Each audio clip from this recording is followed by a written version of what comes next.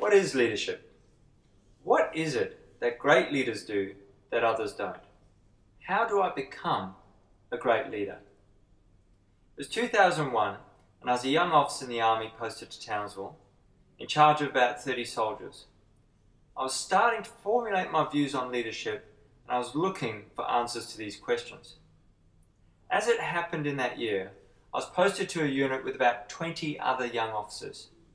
Now this was a particularly talented group, as about 12 of those officers ended up being selected to serve in Special Forces. This is unusual, as you typically only see 1 or 2 people selected per unit. To have 12 was very rare. Now even as talented as this group was, there were 2 guys who I thought stood out from the rest. The first was a guy called Mick. The second was a guy called Steve. Now both these guys were exceptional at their jobs and clearly brilliant leaders, but the really interesting thing was they were both very different. Now Mick was, and still is, one of the most professionally competent people I've ever met. When it came to having the knowledge and skills for any job, he was always streets ahead of everyone else. Now you may think that the tactics involved in leading a platoon of men wouldn't be that technical, but it actually is.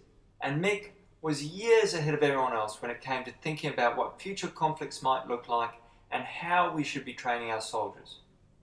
He was quite simply brilliant. Now it's obvious that Mick was a very strong leader and his soldiers trusted him completely.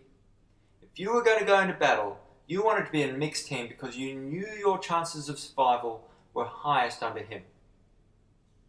Now Steve was equally trusted, but for different reasons. Although Steve was very good at his job, his real strength was that his soldiers knew he had their best interests at heart and would go out of his way to make sure they were looked after. And like Mick, Steve's soldiers trusted him absolutely. If you had to fight your way out of hell, you wanted to be with Steve because you knew he had your back. Now it was really obvious to me that trust was the fundamental component that both these guys had that allowed them to be such great leaders. But the trust came in different forms. For Mick, it was professional trust, having the knowledge, skills and experience to do the job. It included the ability to achieve and sustain results.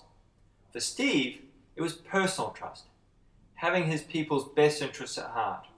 It included elements like warmth and empathy and care for others. It was important to recognize it didn't necessarily include likability. It was leadership, not likership. Now, although I recognized there were 2 types of trust, I struggled how to use this. Years later, whilst I was studying, I was introduced to a magical thing called the 2x2, and when I saw this, it all made sense to me. If I built my own 2x2 by putting personal trust on the y-axis and professional trust on the x-axis, what you get is something really powerful. To be an effective leader, you must be in this top right-hand box, i.e. have both personal and professional trust. Now it's important at this point to say that both Steve and Mick were in the top right-hand box. It just so happened that they were disproportionately strong in personal and professional trust respectively. So that made a lot of sense to me. To be a leader, you needed to have both personal and professional trust. If, however, you have personal trust but are low on professional trust, then you're in this top left-hand box, what I like to call a mate. A mate is someone who looks after their people but is not able to deliver results. You always know when you're dealing with a mate because when someone says, "Do you know this person?" they say they're a good bloke, but. If, however, you have professional trust but are low on personal trust, you're in the bottom right-hand box, what I like to call a manager. A manager is someone who's good at the technical aspects of their job, but you know they don't have your best interests at heart. They're all about the work but don't care about the people. You know when you're dealing with a manager because people say, "Look, they're very good at their job, but when the doors close, I just don't trust them to be saying good things about me."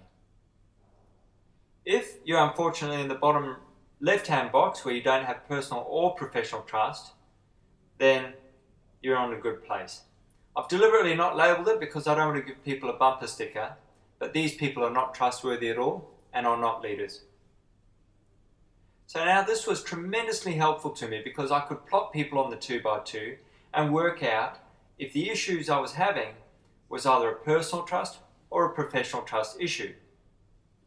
This is extremely helpful because it helps us have a meaningful conversation with someone about leadership, but it also helps us to zone in on what elements need work.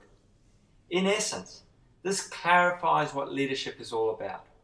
Leadership is all about trust, but trust comes in two forms, personal and professional. And to be an effective leader, we need to have both personal and professional trust. Like Steve, leave our people in absolutely no doubt we have their best interests at heart. But at the same time, be like Mick and be brilliant at the knowledge and skills of our jobs and demonstrate the ability to get results. And if we do both, then we'll be great leaders. Next, we're going to talk about how we get mates and managers to become great leaders.